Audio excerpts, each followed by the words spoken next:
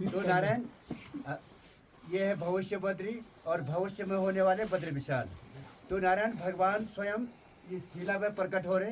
ये पूरी शिला है, आधे ढक रखी हमने। जैसे ये मूर्तियाँ उभरते आते वैसे ही हम कपड़ा हटा देते। तो नारायण भगवान प्रकट होने के कारण है गौ माता के दूध से। आज से 200 वर्ष पहले नीचे गांव है हमारा सुबाई नाम से, वहाँ से गौ माताएँ आती थी। जंगल कोई वो ये जंगल कोई जरूरी नहीं है, और जंगल में तो काफ़ी मात्रा में गौ माताएँ आती थी जंगल घास चुगने के लिए। तो उन गौ माताओं में से और गायें तो चुगने लग जाती। जिस गौ माता को भगवान ने अपने दूध के लिए अभिषेक करने के लिए दूध के लिए जरूरत पड़ी, वो गौ माता चुन लिया होगा। वो गौ माता तुरंत आ जाती थी बगैर घास पानी पिए हुए। शिले पे आना, भगवान का स्नान करना, भगवान का भोग आदि दूध से करवा करके अपनी गाय के पास जो अन्य साथियाँ हैं उनके पास चले जाती थी नारायण। तो दिन को अपने गोचर्या किया, शाम को घर निकल गई। तो नारायण शाम को जब माता लोग दूध निकालने जाते तो गौ माता ने दूध नहीं दिया, क्योंकि भगवान को चढ़ गया था, पता भी नहीं लगता। अगर घर में भी देते यहाँ भी देते नहीं है।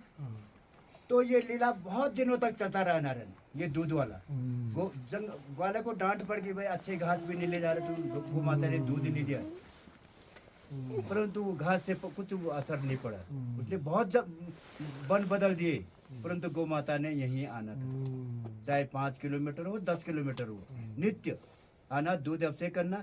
न किसी की नजर में पड़ी, अन्य गाय ने भी नहीं देखी, तो लेने लग जाती, न ग्वाले ने देखा। तो नारायण एक दिन ग्वाला की माता ने कहते ग्वाला को, बेटा आज जंगल में जाओगे तो गौ माता का पीछा करते रहना, न जाने हमारे गौ माता का दूध कोई जंगल में निकाल। वो भगवान ने बुद्धि दी ना माता को कि तुम आज पीछे छोड़ना मत, जहाँ भी चले जाए जरा दूरी से रहना, छुप छुप के जाना।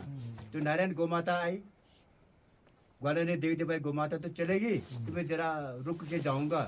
परंतु वो रुक के आया, कुछ कदम चला तो भगवान जी ने लीला करवा दी, ग्वाले को नीचे बैठा दिया जमीन पे। चलते चलते जब जमीन पे बैठ गया ग्वाला तो उसकी आंखें बंद हो गई। आंख बंद हो गई तो कहाँ जाएगा, देख नहीं पाया, उसको कोई पता नहीं है, अंतर ध्यान हो। नारायण गौ माता शिला पे आई पहले की तरह और दूध अभिषेक किया, चले गई अपनी गाय के पास। जब अपना और साथियों के पास पहुंच गई गौ माता, तब उसकी नींद खुल गई। ग्वाला चल पड़ा जंगल में गौ माता ढूंढने के लिए। तो नारायण गौ माता कहाँ मिलती, गौ माता तो वापस चले गई थी पूजा करके। तो उसको भगवान के दर्शन हो गई। शिला पर जो दूध अभिषेक हो रखा था, दूध नीचे को तरस रही थी, जैसे पानी की टोंटी खोलते वैसे बह रही थी दूध। तो उसको ये हुआ भाई यहाँ पर तो भगवान प्रकट होने वाले हैं। मेरे गौ माता ने पहले भी दूध अभिषेक किया हुआ है और आज तो मैं स्वयं दूध के दर्शन देख दिए मैंने। तो उसने प्रणाम कर उसने कहा भाई यहाँ पर तो कोई भगवान प्रकट होने वाला है, तभी तो मेरे गौ माता ने पहले भी दूध दिया और आज भी दिया। तो वो प्रणाम करके वापस चले गया, उसको गौ माता वहीं मिली। तो नारायण वो शाम को उसने गांव में बता दिया, अपने परिवार को बता दिया वहाँ पर ऐसी लीला है। तो दूसरे दिन समस्त ग्रामवासी सुबाई द्वारा भगवान की प्रथम पूजा हुई।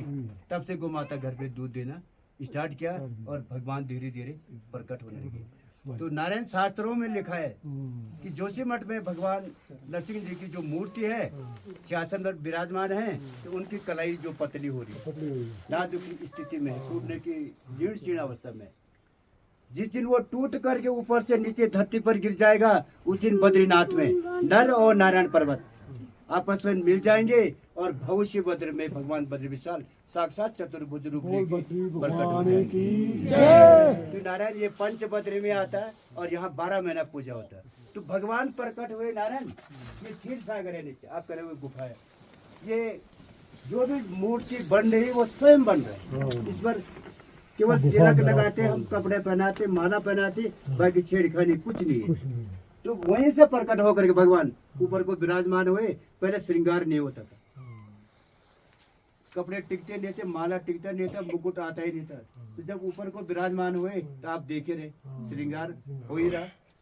3-3 4-4 तुलसी की माला आ जाती। तो नारायण ये नीचे चरण है, भगवान का शरीर है, वो चेहरा निकल रहा है अभी बहुत।